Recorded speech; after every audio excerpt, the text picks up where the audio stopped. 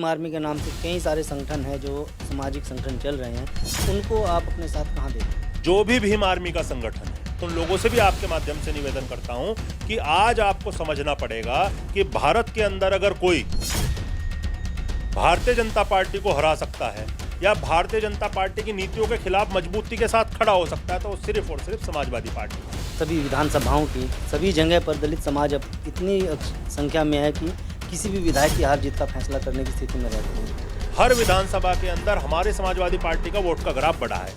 वो जो वोट का ग्राफ बढ़ा है वो एससी वोट का है, मुस्लिम प्लस एससी और पिछड़ी जातियों के और जो अगड़ी जातियों के जो पीड़ित लोग हैं उनका वो वोट है। तो ये जो हमने बनाया था माहौल, ये कामयाब हुआ था और ये 2024 के चुनाव में सफल होगा, इतना विश्वास मुझे है। भारतीय जनता पार्टी की सरकार है केंद्र में भी और प्रदेश में भी, तो दलित समाज कितना सुरक्षित महसूस करता है? सब्बीरपुर का कांड अभी हम भूलने नहीं है। सब्बीरपुर सहारनपुर का ही कांड था जहां हमारे लोगों के घर जला दिए गए। हम अभी भूलने नहीं है कि हमारी बेटियों को किस तरीके से हाथरस का कांड हम अभी भूलने नहीं है।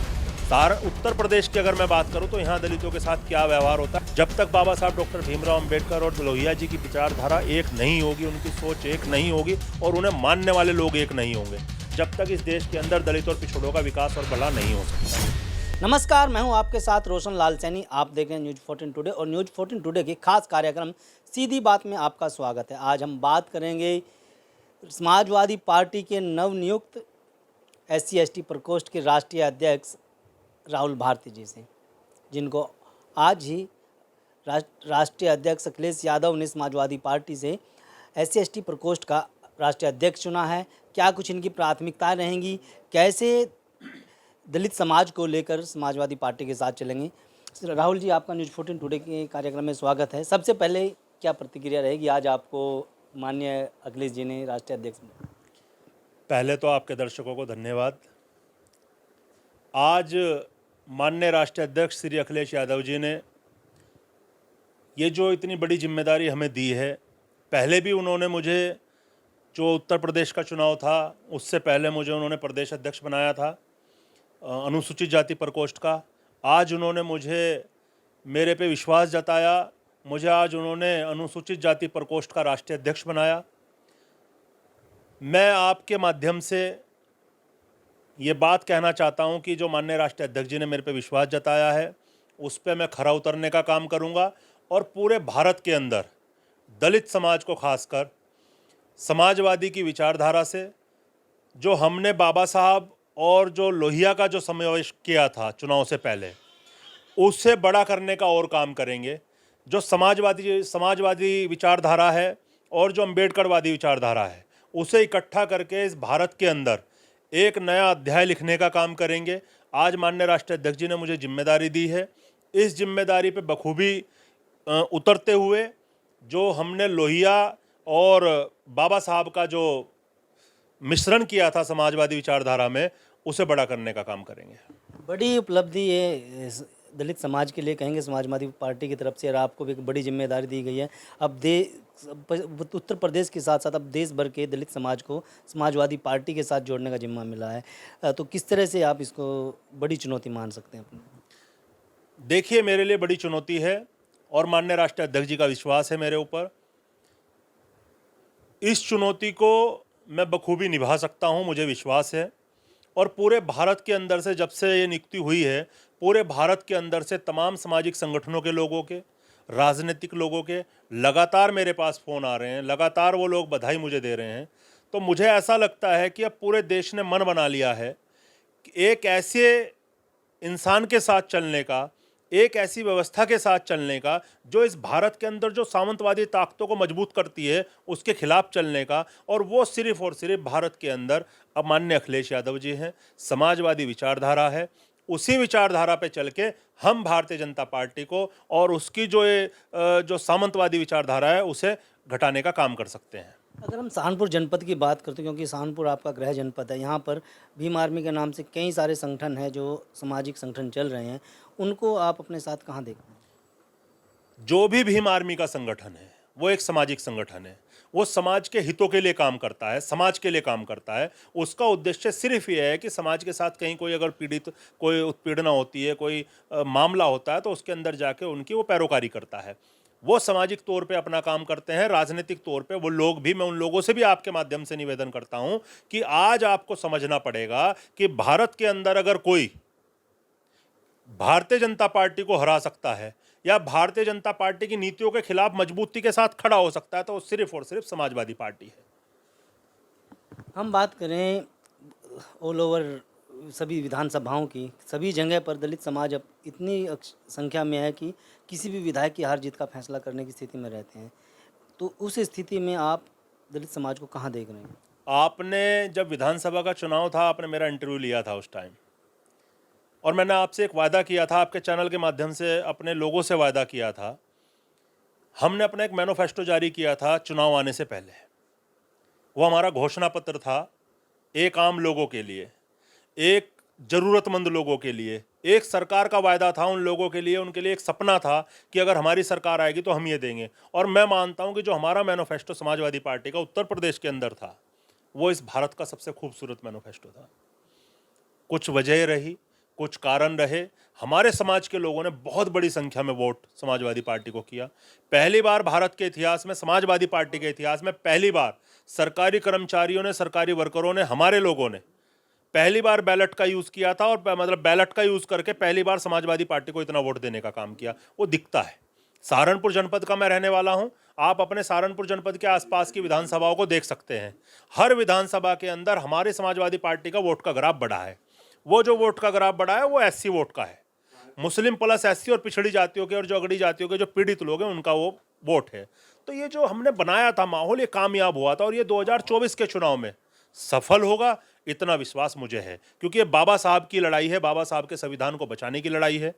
बाबा साहब ने जो हमें हक हकूक दिए, उन हकों को, अपने हकों को बचा के उसे लड़ने की लड़ाई है।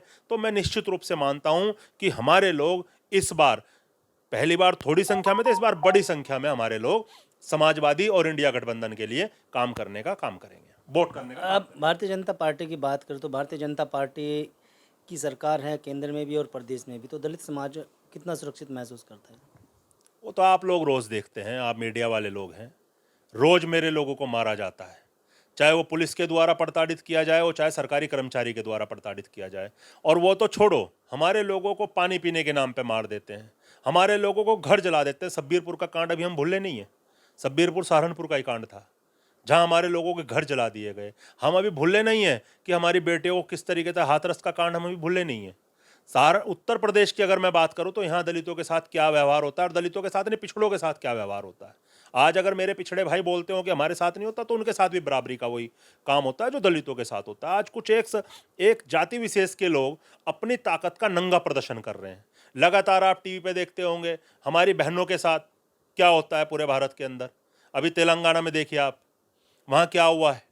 ये एक अपने आप में विचलित करने वाली घटनाएं हैं, और ये जो विचलन है ना, यही इस बार इस देश के अंदर इंडिया को मजबूत करेगा और एनडीए को कमजोर करेगा। सबका साथ सबका विकास कर सबका विश्वास का नारा बीजेपी दे रही है, वो उसको किस तरह? जो सबका साथ सबका विश्वास एक फलुस्पा था, जैसे वो 15 लाख आपके खाते में आने थे, हमारे गृह मंत्री जी ने कहा था कि ये तो एक जुमला है। तो ये सबका साथ सबका विकास भी मैं मानता हूँ भारतीय जनता पार्टी का एक जुमला है, और इस जुमले में अब की बार सरकार, इस जुमले में इस बार जनता नहीं आने वाली है। उन्होंने देख लिया हर आदमी दुखी है, हर एक इंसान दुखी है। वो चाहे अपने बच्चों को पढ़ाई के नाम पे दुखी हो, चाहे वो अपने पेट की भूख मिटाने के लिए दुखी हो। आज एक गरीब आदमी, रिक्शा चलाने वाले से लेके एक बड़ी नौकरी करने वाला तक आदमी दुखी है, क्योंकि महंगाई इतनी बड़ी संख्या में चरम सीमा पे है। आप समझ सकते हो देश के अंदर बेरोजगारी चरम सीमा पे है। 2012 में अखिलेश की सरकार आई थी, अखिलेश मुख्यमंत्री बनते। 2017 में बीजेपी की सरकार आई, 2022 में बीजेपी की सरकार आई, और 2017 से पहले कितना बदलाव देख रहे हैं 2012 के और 2017 के बाद? आपने 2012 से 2017 की सरकार देखी होगी। उस समय सरकार में, जब हम सरकार चला रहे थे, कुछ कमियां थी, उन्हें दूर भी किया गया है। और हमने अपने मैनिफेस्टो में, मैंने पहले ही कहा कि हमने जो 2000 अभी ये आपका 22 का जो 21 का चुनाव था, हमने उसके अंदर जो हमने मैनिफेस्टो जारी किया था, उसके अंदर उन कमियों को भी पूरा वो उन्हें दूर किया था, सिर्फ इसलिए कि हम जनता को बता सके कि जो गलतियां पहले हुई थी वो अब नहीं होंगी। तो मेरा ये कहना है कि 2012 से लेके जो 17 तक की सरकार थी उसके अंदर किस तरीके का विकास उत्तर प्रदेश के अंदर हुआ दिखता है। आप सहारनपुर से लखनऊ जाएं, आपको दिखेगा। गाजियाबाद पार करते ही आपको लखनऊ एक्सप्रेस वे दिखाई देगा। वो किस सोच के द्वारा बनाया गया, राष्ट्रीय अध्यक्ष जो हमारे अखिलेश यादव हैं उनकी क्या सोच थी उस एक्सप्रेस वे को बनाने के लिए। आने वाले समय में अगर 25 साल 30 साल बाद भी उस सड़क को बड़ा करना पड़ेगा तो वो मैं मानता हूं कि किसी को कोई दिक्कत होने वाली नहीं है, चाहे वो सरकार किसी की भी रही हो।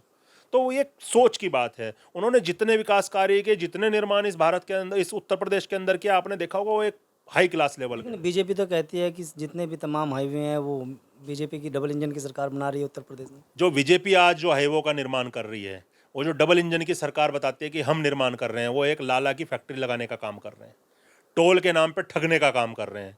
आज आप देख लीजिए, सहारनपुर जनपद में आप हैं और सहारनपुर जनपद का मैं रहने वाला हूं। 20 किलोमीटर बाहर निकलिए, हर जगह आप जोन सी दिशा से निकलोगे उसी दिशा पे एक टोल का ठेकेदार बैठा हुआ है। तो वो जो आपने विकास किया वो हमारे पैसों से विकास किया और आपने उस विकास के साथ ही हमारे ऊपर एक टोल लगा दिया। तो ये जो टोल का झोल है इसे भी समझना पड़ेगा। ये उन्होंने विकास नहीं किया, विकास के नाम पे उन्होंने कुछ अपने व्यापारी दोस्तों को, देश को कंट्रोल दे दिया। तो 2024 का चुनाव आने वाला है, तो क्या कुछ तैयारियां दी हैं, क्योंकि आपको भी अब बड़ी जिम्मेदारी मिली है और इसके अलावा और भी आप बता रहे थे कुछ जिम्मेदारियां दी गई हैं। अब न्यूज़ 14 टुडे के दर्शकों को और समाज के लोगों को वो भी बताएं और 2024 की तैयारियों को लेकर के भी अब पूरा विस्तार से। देखिए, हमारी पार्टी की लाइन है, हमारे माननीय राष्ट्रीय अध्यक्ष जी की अपनी एक सोच है, उनका एक विजन है।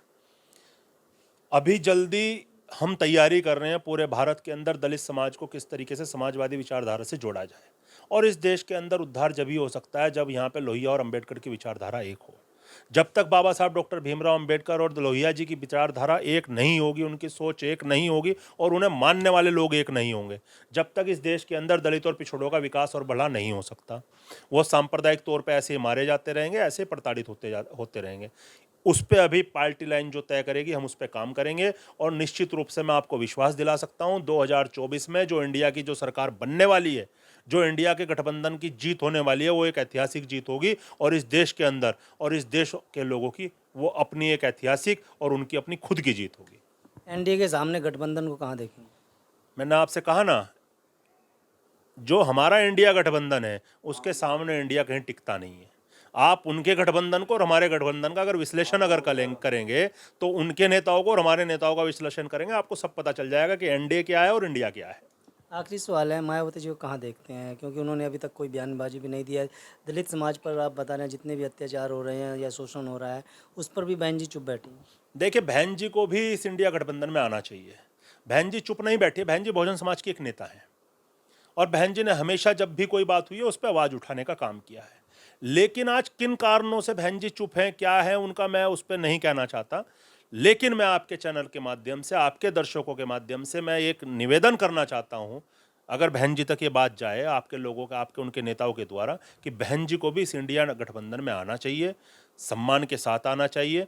क्योंकि एक बहुजन नेता की, क्योंकि आज जो सारे देश के जो नेता हैं जो वास्तव में बहुजन की बात करते हैं, जो वास्तव में आज यहाँ दबे पिछड़े और अल्पसंख्यकों की बात करते हैं, वो आज इकट्ठा हो रहे हैं।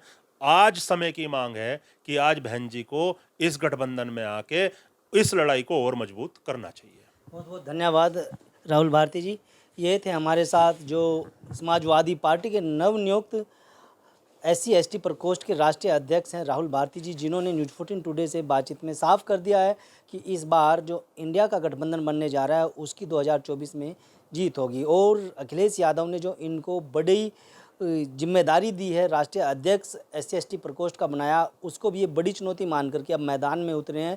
और इनका साफ तौर पर कहना है कि दलित समाज के साथ साथ अन्य पिछड़ा वर्ग भी अब समाजवादी पार्टी के साथ खड़े करने का पूरी मेहनत और दिल जान से ये काम करेंगे, ताकि 2024 में इंडिया की सरकार बने, तो वहीं उत्तर प्रदेश में होने वाले 2027 के चुनाव में समाजवादी पार्टी की सरकार बनना पाएंगे।